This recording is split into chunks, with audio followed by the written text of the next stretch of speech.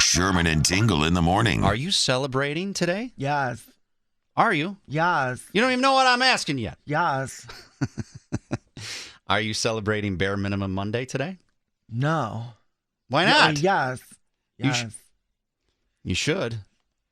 I saw it pop up again. This came out a few months ago about the Bare Minimum Mondays. There was this TikToker, a Gen Zer named Marissa Jo Mays. She's a content creator. It's a nice job. That's her job, content creator, which all my kids watch all the content creators on YouTube. That ticks me off because she came up with this this term Bare Minimum Mondays a few months back. Well, it keeps getting more and more and more steam. So what is Bare Minimum Mondays? Well, I'll let her tell you. Bare Minimum Monday is where I take the pressure off and only hold myself accountable to completing the least amount of work necessary to get by that day. Nothing extra, no overachieving. That's right. That's the fast track to promotion. Exactly. Which it's great for everybody that works hard because you look so much better. But that is becoming the norm now. It's because it is catching on more and more and more. She goes on. One morning I woke up and audibly gave myself permission. You have permission to do the absolute bare minimum today. Insane what happened the moment I let myself off the hook a little bit. Bare Minimum Monday has taken off, with burnt out employees giving MJ's concept a go. Sometimes doing the bare minimum is okay and it's enough. It's what the word literally means. The minimum of what's acceptable, people will reject it because they have yet to investigate their relationship to productivity. If you have to look in the mirror and tell yourself, I will not work that hard today, you got problems. Everything's That's the future, America. God bless it. Well, see, that's what you need to curb that with your kids. And I've been doing the best that I possibly can to try to point out, especially with mine. My oldest is 14. And I said, that is the norm. That's what so many people are doing now, which gives you an advantage because then you will not be normal. Because it used to be normal, everybody busted their ass to get what they wanted. Now, for some reason, Everyone wants it handed to them. yeah, and then it's unfair because you didn't get promoted. You got passed over by the person probably working the hell a lot harder than you. It's a pretty easy concept. Work hard, get promoted, right? The hard work is what makes it better, too. And, you know, are there some really bad jobs? Yeah, that's going to happen. But you want to work hard to get out of those jobs. You got to move yourself up. You know, I say this to my kids. I go, do you think that I'll use Michael Jordan as an example, because he'll even get mad because he can't make a shot. I go, do you think that he came out scoring 60 points in a game just off the street? No. He did like 50,000 shots in a month, you know, just trying to perfect it. Well, the same thing goes at work, too.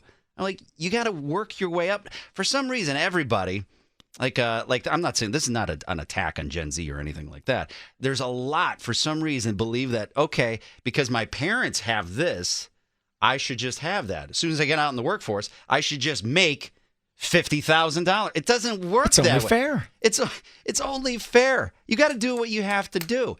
And, you know, you and I together, you know, we worked at another radio station across the street, and we got fired. Sucked.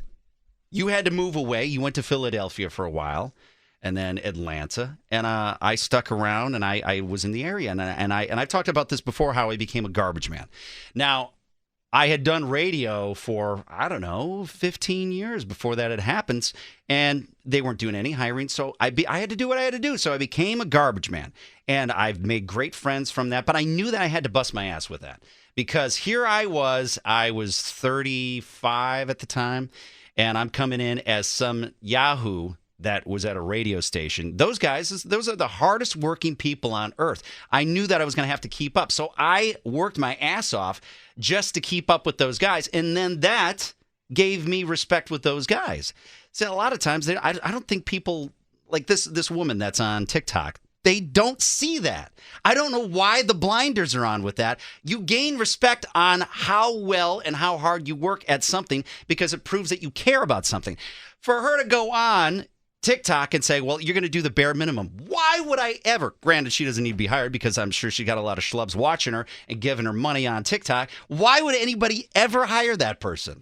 I'm going to disagree with you. I don't think you have to work hard. I think if you just talk and end each sentence that sounds like a question, then you promote in life. That's right. Like, tell me about the Bears game yesterday. Like that person that just So the talked. Bears, Yeah. Justin Fields got hurt, and then the backup quarterback came in, and I think that they can do good, I like that. and they're going to play the Raiders next week, and both without their starting quarterbacks.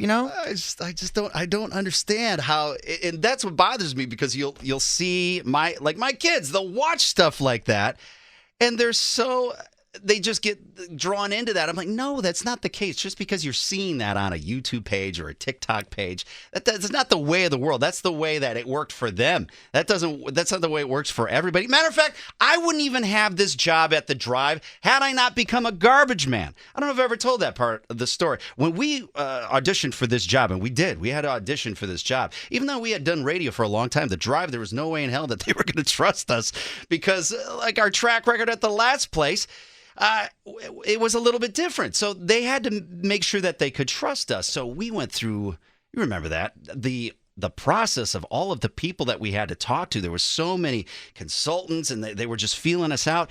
And the one thing that one of the people told me personally is that they liked me immediately as soon as I told them that I became a garbage man. And I go, why? They go, because you're willing to do whatever it takes to get it done. It doesn't matter. You're not hung up on ego. You're not hung up on, well, I'm too good for that. And he even asked me, I remember when they were doing the interview, they're like, well, is that something you would talk about on the radio of you being a garbage man? I'm like, hell yeah. They go, why? I go, why? Am I going to be embarrassed by that? Those are the hardest working people on the earth. Why would I be embarrassed? I kept up with those people for a year, a little over a year. I'm like, why would I ever be? That's why I just don't get why nobody has that. Where did that go? Well, it was, as far as kids are concerned, we can all blame the kids and say kids just don't work that hard today. I'm not saying that, though. No. I'm not saying that you are. I'm just saying in general, people say that, the kids today, they want to be influenced and stuff like that. It's not the kids' fault. It's the parents' fault.